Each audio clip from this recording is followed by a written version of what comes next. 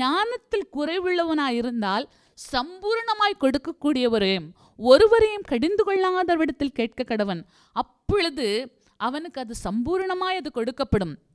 ஆண்டவரே, எனக்கு ஞானம் குறைவா இருக்குது, ஒரு செயலை மற்றவங்க செய்கிறது போல பார்த்து செஞ்சீங்கன்னா அது தப்பாயிரும்.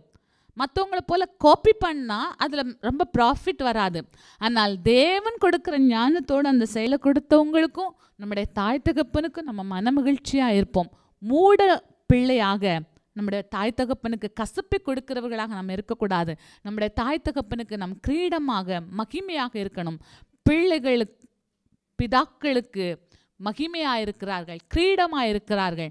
நாம் நம்முடைய பிதாக்களுக்கு கிரீடமாக இருக்கத்தக்கதாக மூடத்தனங்கள் நம்மை விட்டு நீங்கட்டும். கசப்பு, மூடத்தனத்தினால கசப்பு வரும். உங்களுக்கு ஒருத்தங்க ஒரு வேலையை கொடுக்குறாங்க, ஒரு ப்ராஜெக்ட் உங்கள் கம்பெனி உங்களுக்கு கொடுக்குது, மூடத்தனமாக செஞ்சீங்கன்னா அவங்களுக்கு உங்கள் மேலே கசப்பு வரும்.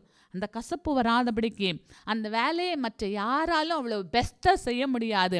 மற்ற யாரும் இதை போல் முன்னாடி செஞ்சதில்லை, அவங்கள நான் காப்பி பண்ணதும் இல்லை அப்படின்னு சொல்லக்கூடிய அளவுக்கு வித்தியாசமாய் விசேஷமாய் செய்ய, நேர்த்தியாய் செய்ய, எனக்கு வேலை கொடுத்தவங்களுக்கு லாபகரமாய் அந்த வேலையை நான் செய்து கொடுக்க தேவன் தம்முடைய ஞானத்தினால் என்னையும் உங்களையும் நிரப்புவாராக. ரூத் 1:20 நான் வாசிக்கிறேன்.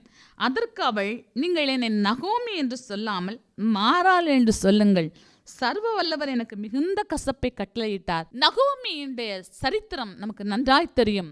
நகோமியும் அவளுடைய கணவரும் பெத்லகேமிலே பஞ்சம் உண்டாயிற்று என்று சொல்லி மோவாபுக்கு போனார்கள். அங்கே அவர்களுடைய பிள்ளைகள் மக்லோன், கிலியோன் 2 பேருக்கும் திருமணம் நடந்தது. 10 வருடம் நன்றாய் போனது. நகோமியுடைய கணவர் மரித்து போனார். மக்லோனும் கிலியோனும் மரித்து போனார்கள்.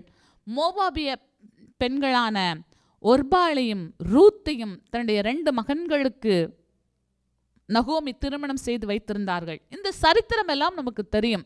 இப்பொழுது தேவன் தம்முடைய ஜனத்தை சந்தித்தார் என்று நகோமி கேள்விப்படுகிறாள். அப்போ இனி நான் என்னுடைய கணவனை இழந்து விட்டேன், என்னுடைய மகன்கள் 2 பேரையும் இழந்து விட்டேன், இனி நான் மோவாப் தேசத்தில் இருக்க வேண்டியது என்ன என்று சொல்லி நான் பெத்லகேமுக்கு போகிறேன் என்று கிளம்பி போகிறார். மோவாப் என்று சொன்னாலே ஆண் பிள்ளைகளை கொல்லக்கூடிய இடம், மோவாப் விளைச்சலை கெடுக்கக்கூடிய இடம், மோவாப் இஸ்ரவேல் ஜனங்களை பாவம் செய்ய தூண்டுகிற இடம். ஸ்தோத்திரம். இப்படி மோவாபிய ஆவிக்கு ஸ்தோத்திரம் விரோதமாக நாம் நிற்க வேண்டும்.